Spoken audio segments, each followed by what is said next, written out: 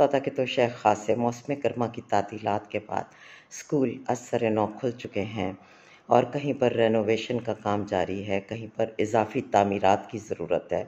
और चूँकि स्कूल खुल चुके हैं तो ये काम सैटरडेज़ को हो रहा है और एक सीनियर उस्ताद के तौर पर मुझे चूँकि हफ़्ते को भी क्लासेस लेनी होती है, तो जब मैं इदारे में पहुँचती हूँ तो लकड़ी का काम हो रहा होता है, पेंट का काम हो रहा होता है। सबसे ज़्यादा तकलीफ़ मुझे पेंट के काम को करते लोगों को देखकर होती है कि वो बेहद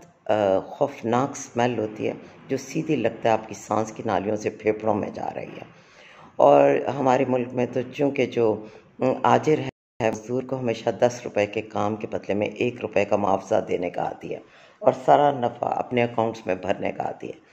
तो ऐसे में इन मज़दूरों के पास कोई ऐसा शऊर भी नहीं है, इसलिए अवेयरनेस प्रोग्राम भी नहीं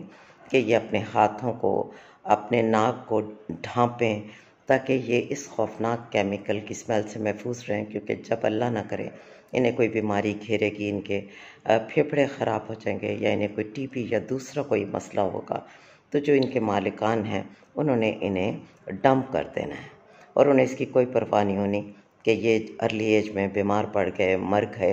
या इनके घर वाले जो हैं वो ज़िंदा दरगोर हो गए। सो अपनी हिफाजत खुद करनी चाहिए। तालीम अगर आपके पास नहीं है तब भी शऊर हो सकता है। तो वो तमाम लोग जो इस किस्म के काम करते हैं जिसमें उनकी ज़िंदगी के साथ-साथ उनकी सेहत को ख़तरात लाहक हैं, तो उन्हें हिफाजती तदाबीर इख्तियार करनी चाहिए। और जो लोग उनसे काम लेते हैं, उन्हें भी अपने रिस्क में, जो कि शायद बहुत ज़्यादा हलाल नहीं है, मगर उसे थोड़ा-सा हलाल करें कि इन लोगों की ज़िंदगियों की परवाह करें और इन्हें वो बुनियादी सहूलियात ना सिर्फ़ प्रोवाइड करें, बल्कि इनको एजुकेट करें कि वो इनके लिए क्यों ज़रूरी हैं।